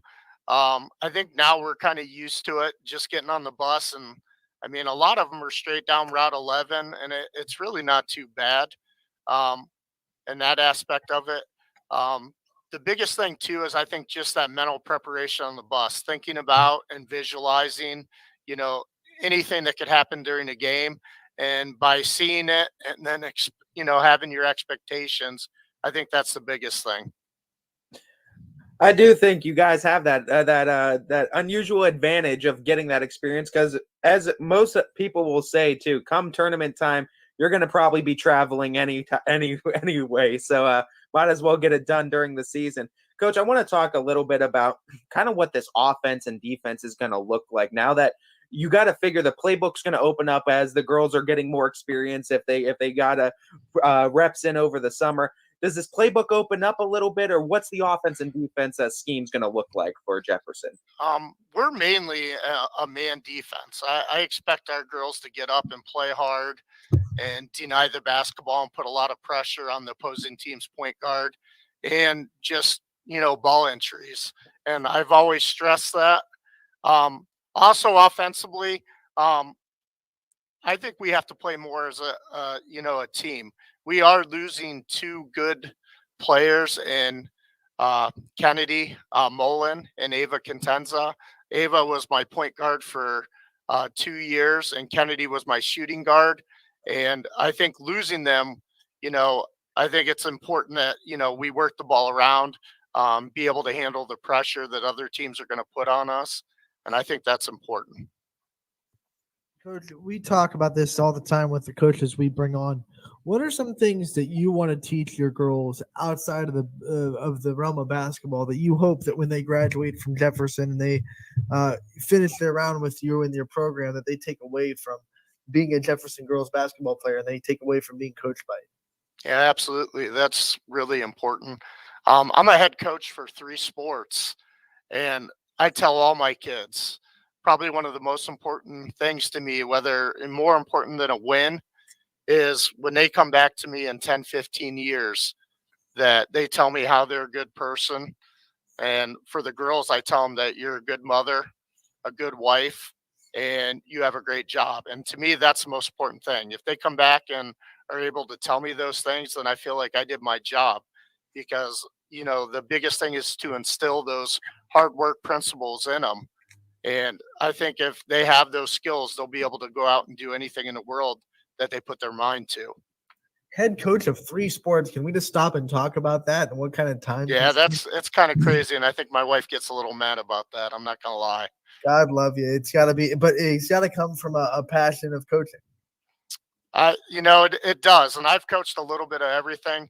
I mean, I coached football here for 9 years and then switched over. And now I've been with cross country since about 2008. And I've been the head boys coach probably since 2012. And I have been the head boys track coach now going on 18 years. So been doing it a long time. I was in the boys program for basketball. This is my third year as the girls coach, but I was in the boys program for 19 years. So I've definitely been doing it a while now. So in that too, and I mean, and this goes beyond X's and O's for any sport now. This is you as a coach. Is there anything about you that your coaching philosophy that's changed, or is there something that maybe that you learned about yourself through these coaching experiences over the course of 3 sports over so many years? I think, some of the biggest things is you just have to adapt to the group that you have at the current time.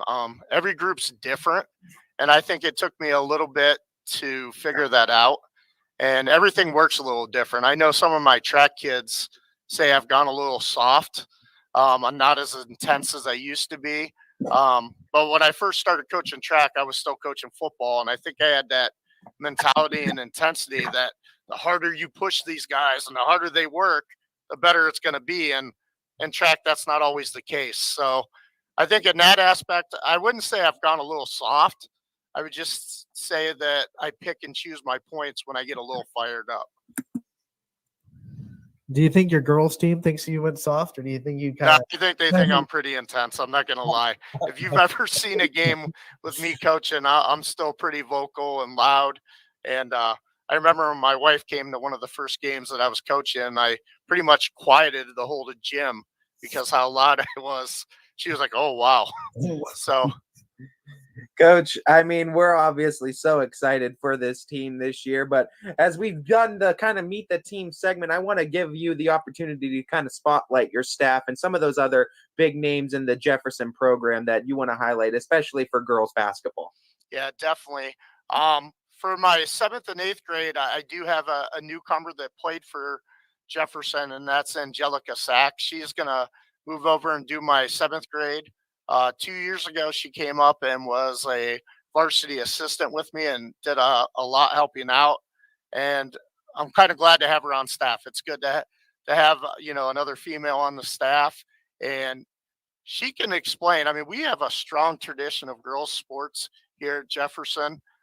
They have won a lot of games throughout the years. And I think it's important that the girls understand that tradition that, a lot of these other girls fought for. Also on my staff, I have in 8th grade, I have my brother, Rick Furman, and doing my JV, I have Dave Wright, who has been a big help to me. We go way back. He was my assistant for boys track for at least 13 years. So he's been a great help and a big advice. And, I always have my coaches. I still have a lot of people around that I talk to that's also a big help. I coached many years under Steve Losey, who was the former head coach. Pick his brain. I pick Mr. Huber's brain, who was head coach at PV and Jefferson for a lot of years. And also my last years as JV coaching the boys, Steve French. So I'm very fortunate to have a good surrounding. Coach, thank you so much for taking the time to join us today and giving us a little preview of Jefferson girls basketball. We are definitely excited to cover you guys all season, and we look forward to talking to you again real soon. Thank you, guys. I really appreciate you having me on. That was the head coach of the Jefferson girls basketball team, TJ Furman. He took the time again to join us yesterday off the air, and we are debuting that interview now on Running Point, brought to you by Greenwood Chevrolet in Austintown. And man, Jefferson promises to be one of those wild cards in the 8. I hate to keep using that word, but a lot of people aren't going to expect much from them. We will, for sure, and the coaches will. We already know that. But some people on the outside might be surprised on where Jefferson lands in the standings. Yeah, no doubt. And I mean, we've gotten pretty much all over the spectrum too with coaches here. Exciting. I think we went 3 boys, 3 girls coaches today so far. So I mean, we got almost every conference I think covered too. We got champion in that MVAC. We just did a little bit of the NE8 as well. We got in the Steel Valley Conference with East. We got into the EBC with Salem. Wow, well, we're just killing it. We're all over the place. I mean, we got pretty much everything knocked out. Excuse me. Take a minute just to take that in and absorb all that information, because then we're gonna have this cat pop into the studio for his weekly segment with Ty. Scotty, how we doing? I'm back. It was a painful week, but you know what? Things are gonna start to even out because I really feel like I got tired today. I have a great feeling. Yeah.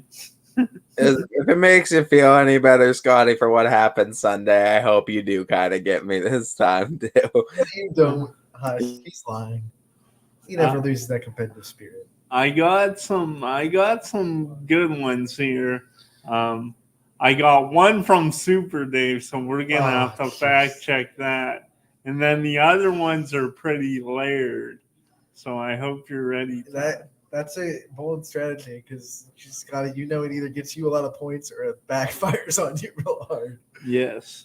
The running total is 42-17. Ty is in the lead. Scotty had a good week last week though, so we'll see if he can continue it. Scotty, your clock starts now. What you got? Oh, we're going straight in the questions. We're going straight in because it's 1:30. We gotta get rolling. We'll give you time for 3 because they're late. So I want to make sure you have time for 3. Awesome, yeah. Okay, so this first one, this is Dave's. This isn't as layered, but intriguing to me anyway. I wanted to see if Ty can get this one. Yes, we're gonna. Apparently, Dave said he fact checked it, so apparently we're good. But here it is. Use Wikipedia. The original Yankee Stadium, the house that Ruth built, stood from 1923 to 2008. During that time span, only 3 players in its storied history ever homered to the third deck and left field. Name the 3 players that homered to the third deck and left.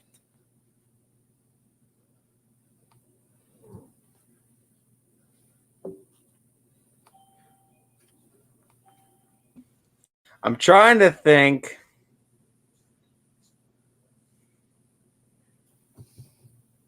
of who. You said 3 players that played for the Yankees, or 3 players total that have come in the ballpark and hit it to the third deck? 3 total. Just 3 total. Okay. Ooh, that's gonna be tough. I'm trying to think of just some content. There's a few in the 90s and that early 2000s that I think might have been able to do it, but I don't know, because if it was in left field, right-handers, I don't know if Bonds was one that hit to opposite field that hard. This one, I'm gonna think about this one for a second. I don't even know where to find this. I don't know where Dave found it. Yeah, I think he said he saw it on some special. To be honest, I don't know where he pulled this one out from, but it's quite the dandy. It's hard to fact check.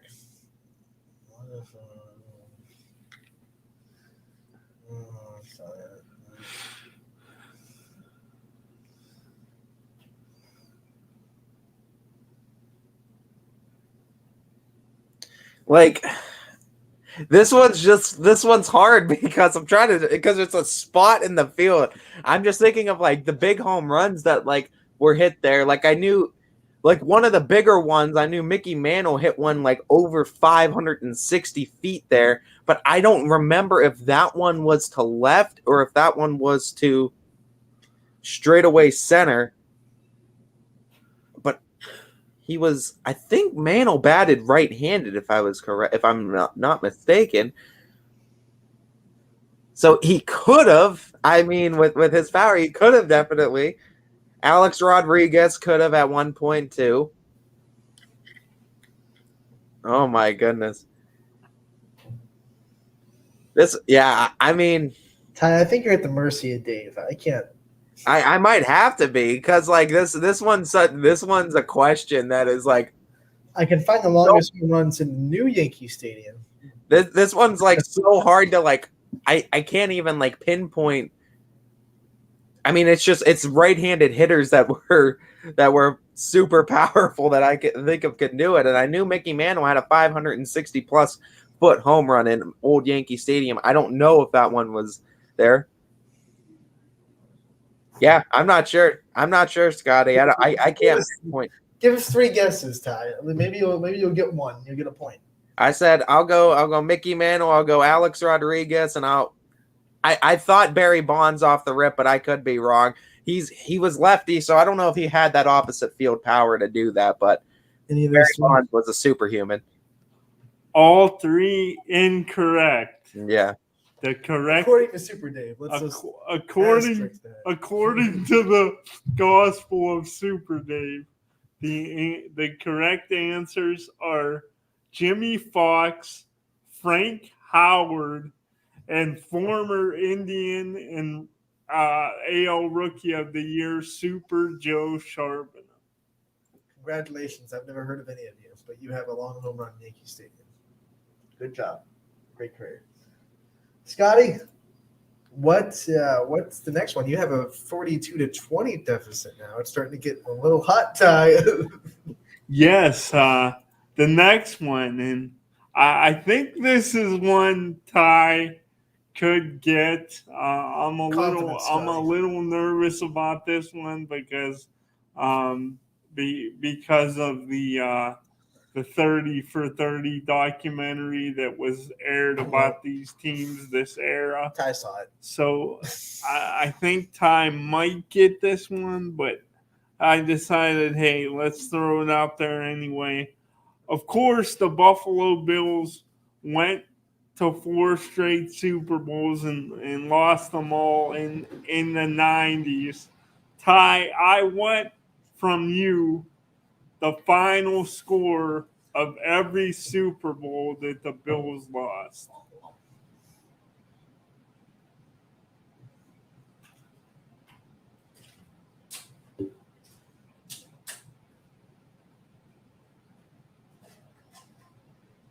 Driving a pin into the heart of every Bills fan out there. Literally. I think this was strategy, Scotty. I feel like you had a deeper meaning coming on with this question.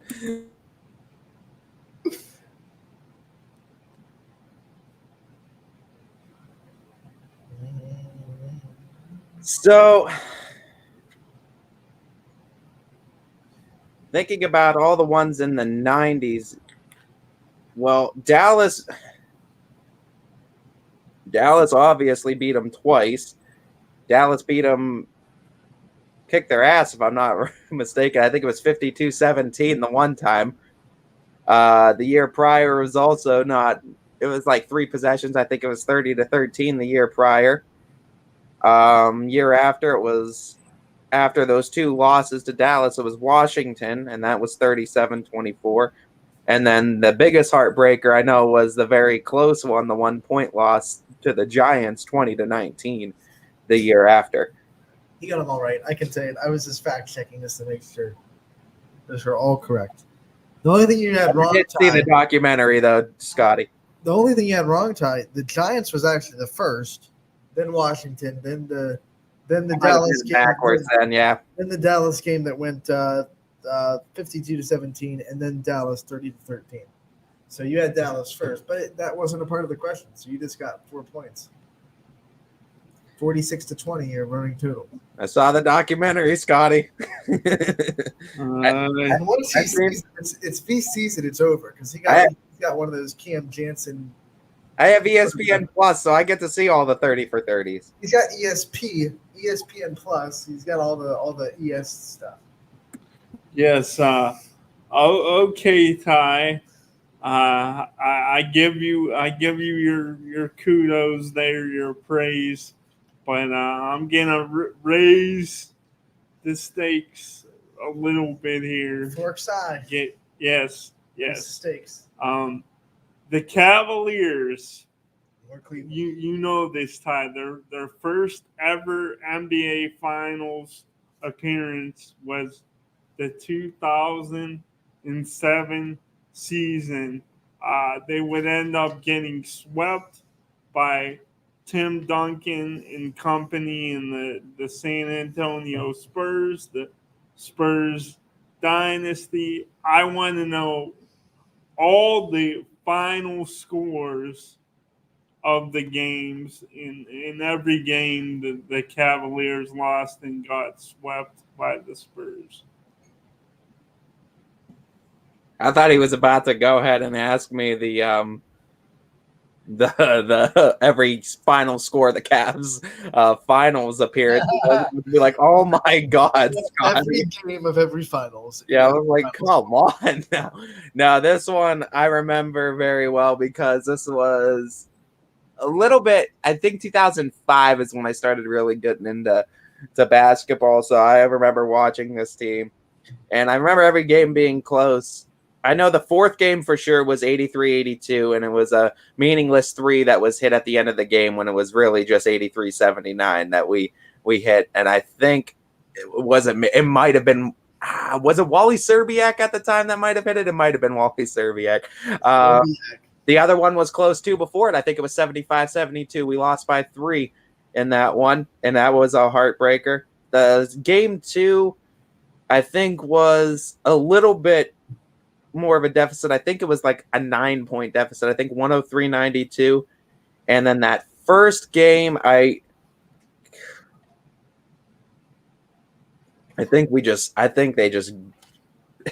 beat us by like double digits or something like that. I think it might have been like, because if I was correct, I think the first 2 were at San Antonio.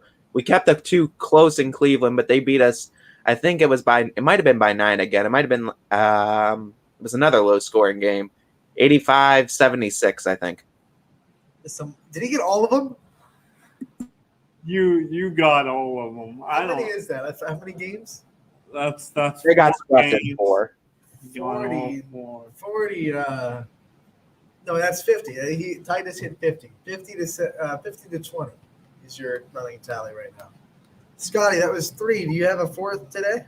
I do have a 4th. Oh, he's coming in with the 4th. Today. Oh no! The bonus question. Coming in with a 4th.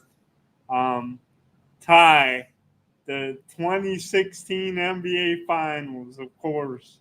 Cleveland fans will remember the Cavaliers becoming the first team ever to come back from a 3-1 deficit in the finals.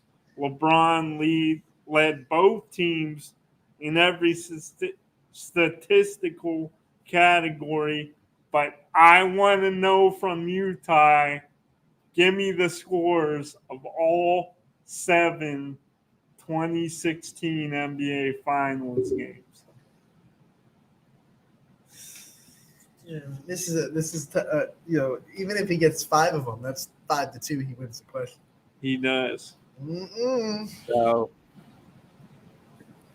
the first game, I was at my brother's down in North Carolina. He remembers where he was. Oh my God. We were visiting, and the first 2 games were pitiful. The first game I remember was being close. Halftime, I think they were leading by 7 coming out of it because Kevin Love was doing okay. But the Warriors came in third quarter. They were a very hot team in 2016, like they were the whole time during their run, and they ended up beating us. I think by that time, I think it was 25 points, 104-89, I think was the final. Next one, I don't even want to talk about it, was 110-77 because I knew it was a blowout from the second, and they jumped us, and that was bad. Third game, I remember I said if we lose this one, it's over. I'm not watching it. We were back home too. The first 2 games we watched at my brother's. Third game, we were back home in my parents' basement, had my buddies over. Cavs won by 30, 120-90 in that one because they got that game back. Fourth game was the game that Draymond hit LeBron, low blow, and what ultimately got him suspended to game 5, but we lost game 4. and it was the infamous 3-1 deficit of 108-97. We lost by 11 in that one, in a heartbreaker. And then game 4, we also did watch at my parents' house in the basement. Game 5, didn't watch it with my buddies. Game 5, I didn't watch it with my buddies. I said I don't want to see it because if they lose in Golden State, I don't want to see them celebrate. We actually ended up winning, and it was a historic performance because both LeBron and Kyrie Irving dropped 41 points that evening, and it was the first time that in NBA Finals history that 2 players dropped 40 points in an NBA Finals game. They won that one 112-97.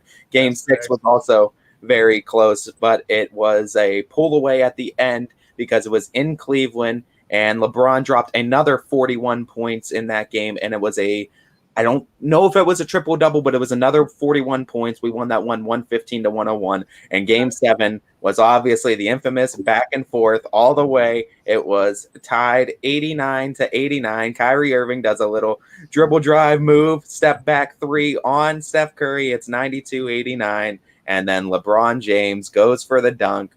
Draymond Green goes for the block, fouls LeBron James. He misses the first free throw. Second one rattles in. They get the ball. Steph Curry goes to take a 3, misses it. And then it was, who was it? I think it was Spates. It was Spates. Spates got the ball, attempted the 3, missed it, and it's over. It's over. The Cleveland Cavaliers are the NBA champions once again. You ask, if you're gonna ask about the finals, you have to ask obscure. Do we have time for one more? This is a. Do you want one more? Because he just got his 7th spot on. I have to find a way to.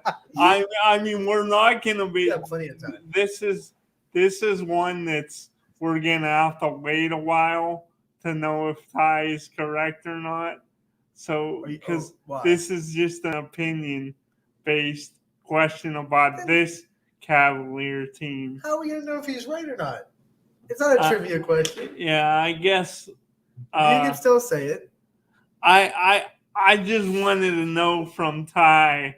The Cavaliers are off to a hot start this season, and I wanted to know, in your opinion, Ty, do you think the Cavs stay hot? Will the Cavs make the playoffs this season? And if your answer is yes, what seed will the Cavaliers be in the Eastern Conference? And then I wanted to eventually go back and revisit this once we get closer to NBA playoff time. Well, I mean, obviously, like Anthony said, it's not trivia, and I can't predict the future. Listen, if you get it right, it's a bonus 10 points. That's what I was gonna say. It's bonus 10 if you get this right. It's bonus 10. Not that you needed it. But. I mean, what I saw the other night too with how they played in Boston was exciting. I mean, obviously Jaylen Brown was not playing for Boston, but we were missing a lot of guys on injury too. And I mean, just to barely come away on the losing end of that one after beating them, coming back down 19 on Saturday, I think it was exciting.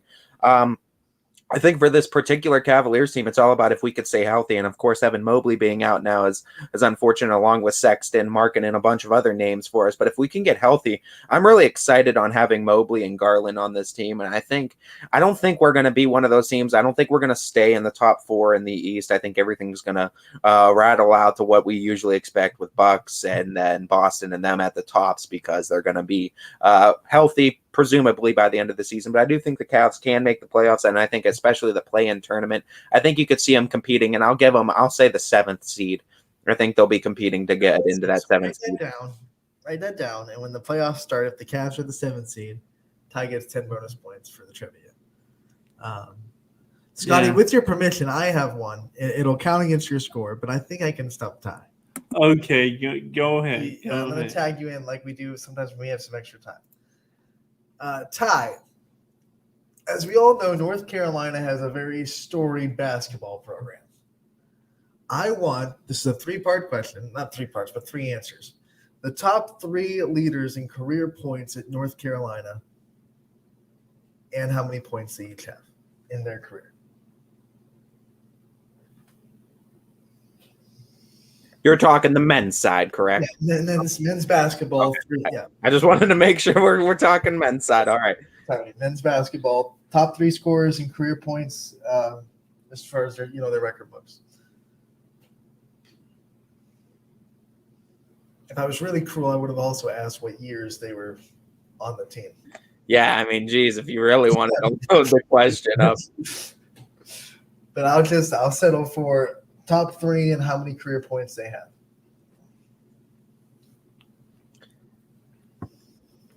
This one's a question that I feel like is trying to bait me into one answer immediately, so I'm thinking about it for a second and see it. I'm trying to think of everyone that went through there and who would have been there the longest and wasn't like one and done deals. It's a lot of players that have been historically good for North Carolina. That's why it's a tough question.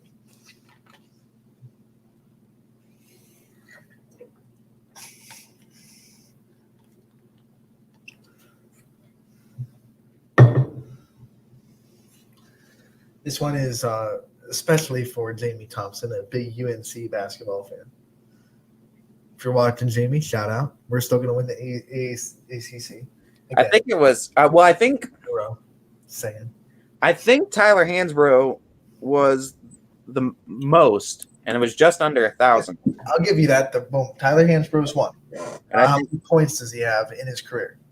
I think he was shy of 1,000. I think it was it 939 at the top?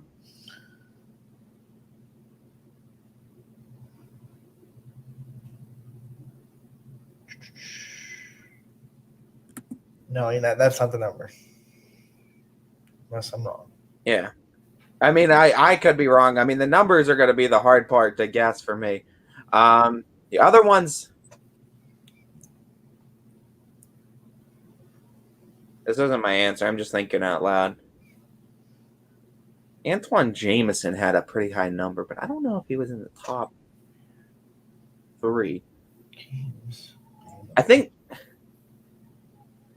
the other ones I think are real early, honestly. I think the other ones are probably either 60s or 70s, I think. Maybe 80. Yeah, on this Tyler Hansbrough, you're low for his way low for his career totals. Like that would be like one season of Tyler Hansbrough's career. What you said. It might have been his highest scoring season that I thought out of. And Quinn Cup popped in. He got Hansbrough's total right. Not in the comment section on the text, but yeah, he knows. Yeah, I'm like I said, I might have been thinking about a season. I think you know what. I think it was Phil Ford. That's the next one on there. That's the other one that I keep thinking of. That keeps, like I said, I think they're the 70s. I think are what the other ones are from, and I think Phil Ford is the other one, at least in the top 3. Phil Ford's 2, so I'll give you that. I don't know. I mean, the numbers are the ones that I don't know if I'm going to be able to get. I don't know why I thought 939 in a career. 939 in a season. I mean, if that's the case, I would say it's somewhere in probably like the 2,300 range. Or I don't know, 2,250, 2,260, something like that. I'll say for that, for a wild guess. The other one, God, there is so many players that came through there. And like I said, it's like you get baited into thinking MJ, but it's not. I know it's not MJ because that was a season. I mean, he had a fantastic season, but it's not. MJ's not even in the top 10. Yeah. I think, like I said, I know Antoine Jameson had a great career there. I knew Al Wood did, Charlie Scott. I feel like Sam Perkins did, though, too. So Sam Perkins played 4 years there, I think, too. Because I think number 3. Is he number 3? No, we need a number 3. You got 2. I think Sam Perkins might be in that top 3 then. If he play, I think he played 4 years there, and if he played 4 years, I think Sam Perkins. I feel like Regis Philbin is that you'll find the Lanza. Yeah, let me say Sam Perkins. Scotty, I got you a split because he doesn't know the numbers. So you got 3 points, he gets 3 points because he got the top three. So you're even. It's what is that now? Oh yeah, because he got 7 for that final. So it's 60-23. I feel like Kevin Stefanski and Joe Woods going up against Bill Belichick and Josh McDaniels. Told you, Scotty, we were going to end your season, and I'm sorry we had to in that fashion. Yeah, that was brutal. Hey, it's not over yet. The Browns could still win the division. You're already drafting Baker Mayfield's replacement. You're already looking at Kit Pickett from Pitt. I already saw it. Scotty wants Baker out of that place. Earlier off the air, he admitted that the take he had earlier this year that Baker was a top 10 quarterback is not really fair. Yeah, that hasn't aged well. Ice cold takes from Scotty Mincher. Yeah. Some things age well like Vanna White, and that take does not. So. Yeah, that's a bad one. But you think about it, they're only like a game and a half out in the division is still there. All the teams in the North are vulnerable. The wild card, though, they're done. Too many losses in the AFC, but I just can't see this Browns team making it because I can't see them beating the Ravens twice. You ride that roller coaster, Scotty. You really do. Like yesterday, last week, you were like, "We're gonna beat the Patriots. We're fine." He was like, "Do you honestly think that they a chance against this Browns team?" But I'm like the team. I'm Jekyll and Hyde. That's exactly how the team is. Oh, Scotty, you bring some fun to this show, and we thank you for coming on like we do every week. We thank all the coaches that were able to stop by today. Wow, what a show! 6 interviews.